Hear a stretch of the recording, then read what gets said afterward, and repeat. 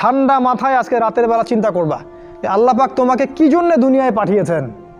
একটু চিন্তা করবা, 1 মিনিট একটু চিন্তা করবা যে তুমি পৃথিবীতে নাই, তুমি পৃথিবীতে নাই, তুমি মারা গেছো। চিন্তা করবা তুমি মারা গেছো। এরপর চিন্তা করবা তুমি যে মারা গেছো পৃথিবীর কারো কোনো সমস্যা হচ্ছে কিনা। তুমি যে মারা গেছো পৃথিবী কি থেমে আছে? তোমার পরিবার থেমে থাকবে?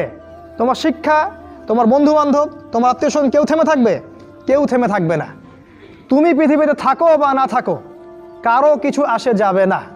আল্লাহ পাক তোমাকে যে পৃথিবীতে রেখেছেন একটা সুযোগ খালি দিয়েছেন, যাতে তুমি আল্লাহর দ্বীনের জন্য কিছু করতে পারো। এটাই আল্লাহ তোমার কাছে চান, আর কিচ্ছু চান না। আর কিচ্ছু আল্লাহ তোমার কাছে চান না। আল্লাহ চান তুমি একজন ভালো মানুষ হও, ভালো মুসলিম হও এবং দ্বীনের জন্য কিছু খেদমত করে পৃথিবী থেকে বিদায় নাও। এই দিন তুমি ছাড়াও বিজয়ী হবে ইনশাআল্লাহ। তুমি থাকো বা না থাকো এই দিন কিন্তু বিজয়ী হবেই। হয় তোমাকে নিয়ে হবে অথবা তোমাকে ছাড়াই হবে। জীবনের উদ্দেশ্য ফিক্স করো। জীবনের উদ্দেশ্য একটাই, জান্নাত। জান্নাত পাওয়ার জন্য যা করা দরকার তাই করতে হবে। কোরআন হাদিস মেনে চলা থেকে শুরু করে আমল করা, আদব আখলাক সব কিছু এর মধ্যে চলে আসবে ইনশাআল্লাহ। আল্লাহ পাক তোমাকে পথ দেখাবেন। আগে তুমি জীবনের উদ্দেশ্য ফিক্স করো। একটা কথা বলি, সবাই তোমাদেরকে বলবে জীবনে সফল হতে হবে। অনেক কথা আমি বলছি আমার ব্যক্তিগত অভিজ্ঞতা থেকেই বলছি। আল্লাহ পাক আলহামদুলিল্লাহ ফার্স্ট সেকেন্ড ছাড়া রেজাল্ট আমাদের হতো না। যখন থেকে আমরা বুঝতে পেরেছি যে ট্র্যাকে আমরা যাচ্ছি সে ট্র্যাকটা ভুল, সে ট্র্যাকটা ভুল, এই বুঝটা যখন থেকে আসছে আমাদের মধ্যে, আমরা চেষ্টা করছি অন্যদেরকে আমাদের শিক্ষা দিয়ে সচেতন করার জন্য। আমরাও ভুল করেছি, ভুলের উপর ভুল করেছি।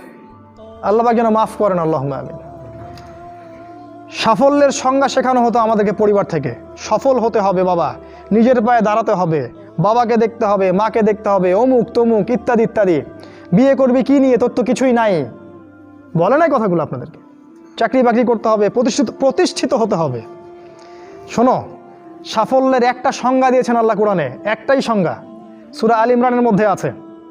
আজকে আমি সব ডিটেলস বলার সময় পাচ্ছি না। সূরা আল ইমরানের মধ্যে আছে, কুল্লু নাফসিন যায়িকাতুল মাউত, প্রত্যেকটা নফস মারা যাবে এবং কিয়ামতের মাঠে তাদের পুরোপুরি প্রতিদান তাদেরকে দেয়া হবে। এখানে আল্লাহ সাফল্যের সংজ্ঞা দিয়েছেন, ফামান যুহজিহা আনিন নার ওয়া উদখিলাল জান্নাহ ফাকাদ ফাজ। ওই দিন কিয়ামতের মাঠে যাকে জাহান্নাম থেকে বাঁচানো হবে আর জান্নাতে প্রবেশ করানো হবে, ফাকাদ ফাজা, এই ব্যক্তি হচ্ছে সফল। সাফল্যের সংজ্ঞা কোথায় পাইলেন? যদি আমরা জাহান্নাম থেকে বাঁচতে পারি প্রত্যেক ব্যক্তি এবং জান্নাতে যেতে পারি, সেই সফল। এছাড়া কেউই সফল না, এই পৃথিবীর কেউই সফল না, কেউ না। সে যত বড় রাষ্ট্রনেতা হোক, পণ্ডিত হোক, বিজ্ঞ হোক, পণ্ডিত কে হয় হোক, যার দাপটে সারা বিশ্ব কাঁপে, এও সফল না যদি না সে জান্নাতে যেতে পারে। কিন্তু একজন এই ভ্যান চালক, এক রিক্সা চালক, এক আমার ওই গরিব চাচা, ওই কৃষক, সে যদি হিসাব দিয়ে জান্নাতে যেতে পারে, সে সফল। তিনিই সফল, তিনিই আল্লাহর কাছে পছন্দের বান্দা। অতএব জীবনের উদ্দেশ্যটাকে ঠিক করে ফেলো, এটা প্রথম কাজ। দ্বিতীয় কাজ, তোমাকে জ্ঞান অর্জন করতে হবে। দ্বিতীয় কাজ, কিসের জ্ঞান অর্জন করবে? যে জ্ঞান তোমাকে আল্লাহর দিকে নিয়ে আসবে সেই জ্ঞান অর্জন করতে হবে। কোন কোন সাবজেক্ট পড়তে হবে তোমাকে? তোমাকে প্রথমত কোরআন পড়তে হবে, তেলাওয়াত করা শিখবে, অর্থ জানবে, আরবি ভাষা শেখার চেষ্টা করো, কোরআনের আদেশ মানো, নিষেধগুলো ছেড়ে দাও এবং কোরআনের দাওয়াত মানুষের কাছে পৌঁছে দাও। কোরআনের দাওয়াত মানুষের কাছে পৌঁছে দাও এবং কোরআনের বিধান বাস্তবায়নের জন্য আল্লাহর পথে চেষ্টা করো। আর কি সাবজেক্ট পড়তে হবে? তোমাকে হাদিস পড়তে হবে, রাসূলের হাদিস, অসংখ্য হাদিস, এগুলো পড়তে হবে তোমাকে। আর কি পড়বে? ইসলামের ইতিহাস তোমাকে পড়তে হবে। ইসলামের ইতিহাস জানবে না তাহলে হীনমন্য জাতি হবে। তুমি জানবেই না তোমার এই বাপ দাদারা ছিল সিংহ পুরুষ, তুমি এটা জানবেই না। তোমার শেকড় যে এত সিংহ পুরুষ দিয়ে ভর্তি, এটা তুমি জানোই না। এজন্য হীনমন্যতায় ভোগো, মনে হয় যে আমাদের কেউ নাই, আমরা এতিম। জি না, আমরা এই বিশ্ব শাসন করেছি 100 বছর আগেও। এই 100 বছর আগেও এই পুরো বিশ্ব আমাদের হাতে ছিল। এখন যা দেখছো এরকম অতীত এরকম ছিল না। একটা ওমরের হুঙ্কারে সারা বিশ্ব কেঁপে যাইতো। এক আলী রাদিয়াল্লাহু আনহু যদি জিহাদের মাঠে হুঙ্কার দিতেন, সমস্ত কাফের হৃদয় একদম দরদর করে কাঁপতে থাকতো। আমাদের সিংহ পুরুষ বাবারা দাদারা এরকম ছিলেন। আমরা এত হীনমন্য জাতি ছিলাম না। আজকে আমরা আমাদের পরিচয় ভুলে গেছি, পরিচয় ভুলে গেছি। ইতিহাস পড়তে হবে তোমাকে। আর কি পড়তে হবে? ইসলামের অর্থনীতি পড়বে, অর্থনীতি জানো না, তুমি হালাল হারাম বুঝতে পারবে না। ওরা তোমার সাথে প্রতারণা করে এমন হারাম ঢুকিয়ে দিবে তুমি বুঝতেই পারবে না এটা হারাম ছিল। ইকোনমিক্স পড়তে হবে, খুব ইম্পর্টেন্ট সাবজেক্ট এই জামানার জন্য। আর কি পড়তে? পলিটিক্যাল সায়েন্স, এই বিশ্ব রাজনীতি সম্পর্কে পড়াশোনা করবে, এটা গুরুত্বপূর্ণ সাবজেক্ট। এছাড়া জেনারেল লাইনে যে পড়াশোনাগুলো করছো এগুলো ভালো, আমি এগুলো পড়তে নিষেধ করিনি। আমি বলেছি এগুলোর শিকড়টা হবে ইসলামিক। তুমি ডাক্তার হও আর ইঞ্জিনিয়ার হও আর কি হও এটাতে আমাদের কোনো আপত্তি নাই, শিকড়টা হতে হবে ইসলামিক, কোরআন এবং সুন্নাহ ভিত্তিক। আর একটা সাবজেক্ট পড়বে ফিকহ। ফিকহ যদি না পড়ো তাহলে কি হবে জানো? তাহলে নফল মোস্তাহাব আমলগুলো নিয়ে মারামারি কাটাকাটি করে ফরজ ঐক্য নষ্ট করে ফেলবা। এখনকার দেখো না যে অল্প কিছু পড়াশোনা করে 2 পাতা পড়াশোনা করে দায়ী হয়ে গেছে একেবারে। কোরআনটা ঠিক মতো পড়তে পারে না, কোরআনটা রিডিং ঠিক মতো পড়তে পারে না, বড় বড় ফতোয়া দিয়ে বেড়াচ্ছে ওইটা হালাল আর ওইটা হারাম, ওইটা অমুকের এই নাই অমুকের সেই নাই। হচ্ছে না এটা ফিকহ না জানার কারণে হচ্ছে। ফিকহের বুঝ কঠিন বুঝ, গভীর বুঝ। এই জন্য ইমাম আবু হানিফা থেকে শুরু করে যত ফকিহ ছিলেন সবাইকে ভক্তি শ্রদ্ধা সম্মান করতে শিখো। ফিকহটা অনেক কঠিন একটা জিনিস, আমরা তো এখানে সমালোচনা বেশি করতে চাই, এটা ঠিক না। এই ফিকহের জ্ঞান না থাকলে তুমি কোনটা ফরজ, কোনটাকে বেশি গুরুত্ব দেওয়া লাগবে, কোনটা নফল, কোনটাকে মুস্তাহাব, কোনটা ওয়াজিব পর্যায়ের, কোনটা সুন্নতে মুআক্কাদা, কোনটা কি সব বুঝতে পারবে না। আর না বুঝতে পারলে তুমি কি করবা? যে বিষয়ে ছাড় দেয়া যেত সেটাকে ছাড় না দিয়ে তুমি বড় বড় জিনিসগুলোকে ভেঙে ফেলবা। খেয়াল করে দেখবেন ছোট ছোট মাসআলাগুলোকে নিয়ে, যেগুলো ইখতিলাফি মাসআলা, যেগুলো নিয়ে সাহাবায়ে কেরামদের মধ্যে দ্বিমত ছিল, এগুলোকে নিয়ে বাংলাদেশে শত শত দল হয়ে গেছে, হয় নাই? কোনো দল কি বলেছে আল্লাহ নাই? কোনো দল বলে যে রাসূল নাই, কোরআন নাই, আমাদের কেবলা আলাদা, এটা বলে? সবার আল্লাহ এক, রাসূল এক, কেবলা এক, কোরআন এক, সুন্নাহ এক, সব এক। তাহলে এতগুলো দল কেন হলো? ওই যে সংকীর্ণ মানসিকতা এবং এই ফিকহের বুঝ না থাকার কারণে হয়েছে। তাই ফিকহটা পড়বে, না হলে তোমার দ্বারা উপকার না হয় উম্মার ক্ষতি হয়ে যাবে, তোমার দ্বারা উপকার না হয় উম্মার ক্ষতি হয়ে যাবে। আর 2-1টা সাবজেক্ট বলছি, জিও পলিটিক্স, ভূ রাজনৈতিক প্রেক্ষাপটটা পড়তে হবে তোমাকে। এর সাথে একটা সাবজেক্ট অবশ্যই পড়বে রাসূলুল্লাহ সাল্লাল্লাহু আলাইহি ওয়াসাল্লামের জীবনী। এই কয়েকটা সাবজেক্ট পড়তে পারো, শেষ জামানায় ইনশাআল্লাহ আল্লাহ পাক তোমার হাতে পতাকা দিবেন এবং তুমি আল্লাহর দ্বীনের পতাকা বহন করবে ইনশাআল্লাহ। জ্ঞান নাই, কিচ্ছু করতে পারবে না। যদি তুমি জ্ঞান অর্জন করতে না পারো তুমি বাতিলের মোকাবেলা করতে পারবে না। এখনকার যুদ্ধটা অস্ত্রের যুদ্ধ না, এখনকার যুদ্ধ জ্ঞানের যুদ্ধ। তুমি ওদের সাথে অস্ত্রের যুদ্ধ করে পারবে না, এখনকার যুদ্ধটা জ্ঞানের যুদ্ধ। ওটাও আসবে সামনে, যখন ইমামুল মাহদী আসবেন সারা বিশ্ব জুড়ে মালহামা শুরু হবে, তখন মহাযুদ্ধ। এই ফিজিক্যাল স্ট্রেংথ নিয়ে, মেন্টাল স্ট্রেংথ নিয়ে, ইমানের স্ট্রেংথ নিয়ে পারবে না। জ্ঞান অর্জন করো, কারণ রাসূল সাল্লাল্লাহু আলাইহি ওয়াসাল্লামকে প্রথম আল্লাহ আদেশ করেছেন ইকরা, পড়ুন পড়ুন পড়ুন। জ্ঞান নাই, সমাজ সংস্কার করতে পারবে না। এটা 2। 3 নাম্বার হচ্ছে জ্ঞান অনুযায়ী আমল করতে শেখো দ্রুত। যতটুকু জানলা আমল করতে শেখো, আগামীকালের জন্য ফেলে রাখবে না। আজকে যা শিখেছো আজকে আমল করো, রাসূলের সুন্নাহগুলোকে গুরুত্ব দিয়ে করো। যেখানে ইসলাম প্রশস্ততা দিয়েছে সেখানে প্রশস্ততা প্রদর্শন করো, যেখানে প্রশস্ততা নাই সেখানে ওটাই মেনে চলো। ইসলাম একটা প্রশস্ত রিলিজন, এখানে অনেক কিছু প্রশস্ততা আছে, সেই প্রশস্ত ইসলাম ফলো করো, আমলগুলো করো। প্রতিদিন 5 ওয়াক্ত সালাত মসজিদে জামাতের সাথে পড়তে হবে। যখন তুমি রমাজান মাস পাবে সওম রাখতে হবে, জাকাতের সম্পদ আসলে জাকাত দিবে, মানুষের সাথে ভালো আচরণ করতে শিখো, উম্মাকে ঐক্যবদ্ধ করতে শিখো, কোরআনের জ্ঞান অর্জন করো, সুন্নাহর জ্ঞান অর্জন করো এবং জানা অনুযায়ী আমল করে তুমি তোমার নিজের ভিতরে একটা পরিবর্তন নিয়ে আসো। পবিত্র হওয়ার চেষ্টা করো, সব পাপ থেকে তওবা করে ফিরে আসো। রাসূলের সুন্নাহগুলোকে গুরুত্ব দাও, A to Z, বাথরুমে যাওয়া থেকে শুরু করে তোমার জীবনের প্রতিটা ক্ষেত্রে নবীজির সুন্নাহগুলোকে তোমার উপর বাস্তবায়ন করো। নিজের উপর সুন্নাহ নাই, তুমি সমাজে সুন্নাহ বাস্তবায়ন করতে পারবে না। 3 নাম্বার। 4 নাম্বার, আদর্শ পরিবার গড়ে তোলো। আদর্শ পরিবার গড়ে তোলার জন্য তোমাকে তাড়াতাড়ি বিয়ে করতে হবে। তোমার সামর্থ্য আছে, শারীরিক মানসিক সামর্থ্য আছে, রুজির একটা ব্যবস্থা আছে, বিয়ে করে ফেলো, দেরি করবে না। বিয়ে করে ফেলো, দেরি করবে না। আমি বলছি অবশ্যই অবশ্যই তোমার শারীরিক সামর্থ্য থাকতে হবে, মানসিক সামর্থ্য থাকতে হবে, অর্থনৈতিক সামর্থ্য থাকতে হবে, একটা মেয়ের রেসপন্সিবিলিটি নেওয়ার সামর্থ্য থাকতে হবে। সামর্থ্য হয়ে গেলেই তুমি বিয়ে করে ফেলবে, আর কোনো দিকে দেখার দরকার নাই। এমনকি তোমার যদি একাধিক বিয়ে করার সামর্থ্য থাকে সেটাও তোমাকে করতে হবে। যার একাধিক বিয়ে করার সামর্থ্য আছে সে যদি না করে সেটাই তার জন্য গুনার কাজ। জি, এই কথাগুলো বলার সাহস পায় না অনেকে, এই কথাগুলো বলার সাহস হয় না, আলেমদেরই হয় না। দুইটা বিয়ে করলে মানুষ আবার কি মনে করবে, আমার মনে হয় চরিত্রের সমস্যা ইত্যাদি ইত্যাদি। আরে বোকা, তাহলে কোরআনের মধ্যে 4টা বিয়ের কথা আসলো কেন? আল্লাহ পাক কি এমনি এমনি আয়াত নাজিল করলেন নাকি? আল্লাহ পাক খুব ভালো করেই জানেন ছেলেদের চেয়ে মেয়েদের সংখ্যা বেশি হবে, অনেক ছেলে মারা যাবে, মেয়েরা সমাজে বেঁচে থাকবে। কত অসংখ্য এতিম মেয়ে সমাজে পড়ে আছে, অসংখ্য বিধবা মেয়ে সমাজে পড়ে আছে। ওদের দায়িত্ব নিতে হবে না? কে নিবে ওদের দায়িত্ব? যদি ছেলেরা দায়িত্ব না নেয় কে দায়িত্ব নিবে? ওই মেয়েগুলা কি সমাজের প্রজাপতি হয়ে থাকবে?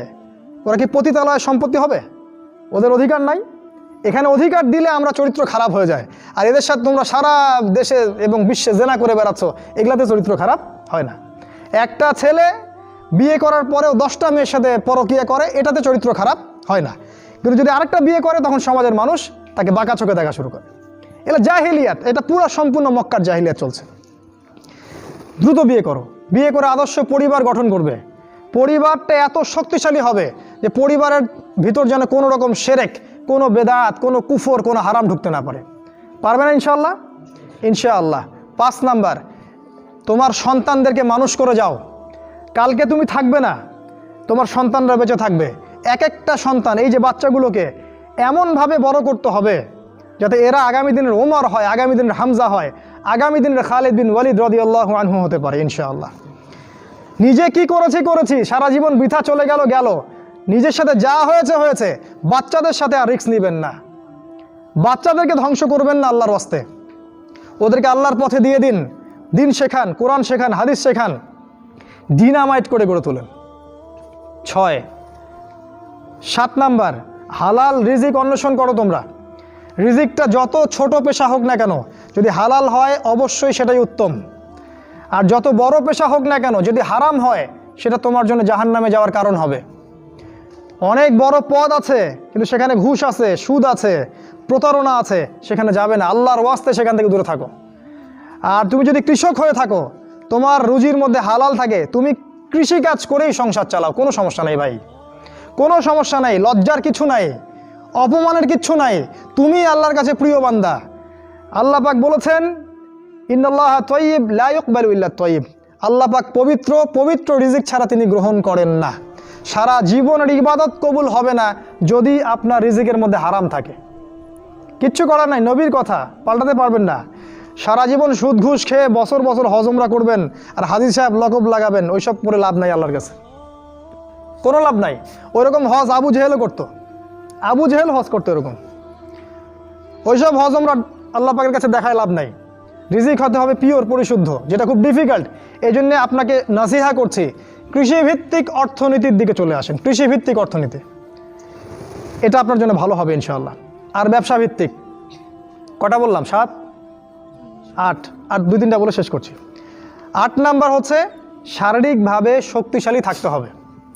এর জন্য আপনাকে নিয়মিত ব্যায়াম করতে হবে, নিয়মিত ফিজিক্যাল এক্সারসাইজ বলেন, জিম বলেন, অন্য যে বিষয়গুলো আছে এগুলো আপনাকে করতে হবে। যে খাবারগুলো আপনি খাবেন, প্রত্যেকটা খাবার বিশুদ্ধ কিনা অবশ্যই পরীক্ষা করে খাবেন।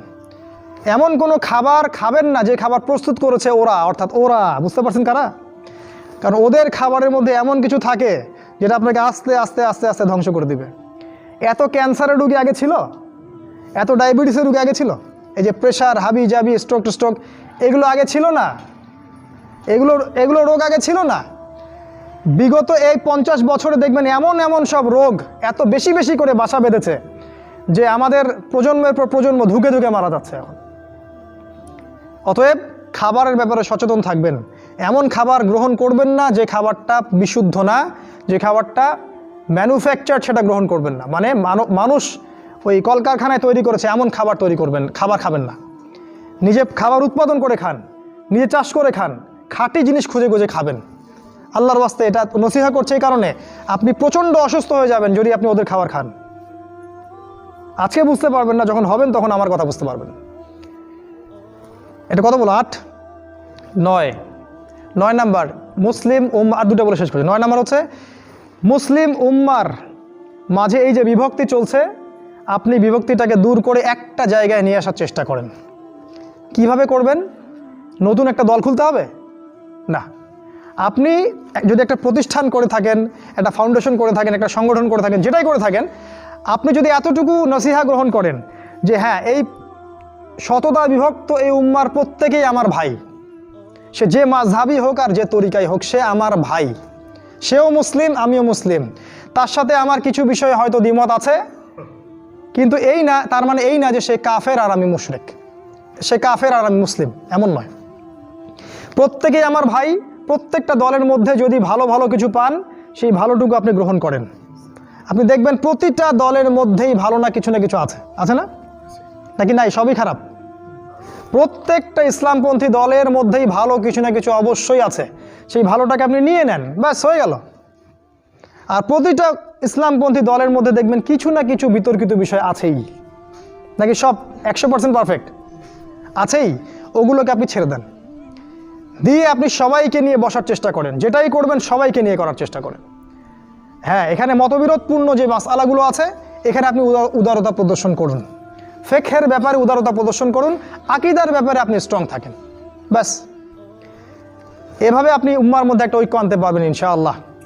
আর এই উম্মার ঐক্য যদি না থাকে, তাহলে আগামী দিনগুলোতে এই উম্মাকে বাঁচাতে পারবে না কেউ না। এই উম্মার ঐক্য যদি ধ্বংস হয়ে যায়, যেটা হয়ে গেছে প্রায়, এই অবস্থা যদি চলতে থাকে আগামী 10 বছর, এই উম্মার ধ্বংস কেউ ঠেকাতে পারবে না, ইল্লা মাশা আল্লাহ। খুবই কনসিয়াস থাকেন, এটা ফরজ জিনিস।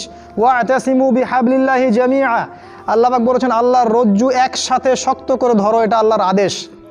আর যেটা আল্লাহর আদেশ সেটা ফরজ।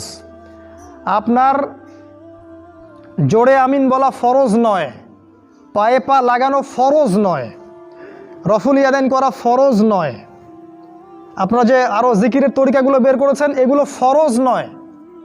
এগুলো গুরুত্বপূর্ণ হতে পারে, সুন্নাহ, ফরজ নয়। ওয়া'তাসিমু এটা ফরজ। আল্লাহর রজ্জু সব শক্ত করে একসাথে ধরে থাকো, এটা ফরজ। আপনি ফরজটাকে ছেড়ে দিয়ে সুন্নাহ ধরতে পারেন না। যদি ধরেন তাহলে আপনি আপনার নির্বোধ, আপনি বোঝেন না যে কোনটাকে বেশি গুরুত্ব দিতে হবে। অতএব উম্মার ঐক্যের জন্য কাজ করুন। যারা ঐক্যের জন্য কাজ করছে ওদেরকে সহযোগিতা করুন। আপনার সময় থাকলে সময় দেন, মেধা থাকলে মেধা দেন, অর্থ থাকলে অর্থ দেন, অথবা দোয়া করে সহযোগিতা করুন। যেভাবে পারেন আপনি তাদেরকে সহযোগিতা করুন। লাস্ট আরেকটা হচ্ছে, আপনাকে আল্লাহ পাক যে সময়টুকু দিয়েছেন এই যৌবনের, এই দুনিয়ার জীবনের, আল্লাহর দ্বীনের দাওয়াত আপনি প্রচার করেন। আপনার মধ্যে যতটুকু এলেম কালাম আছে, বাল্লিগু আন্নি ওয়ালাউ আয়া, একটা আয়াতও যদি জানো আমার পক্ষ থেকে, প্রচার করে দাও।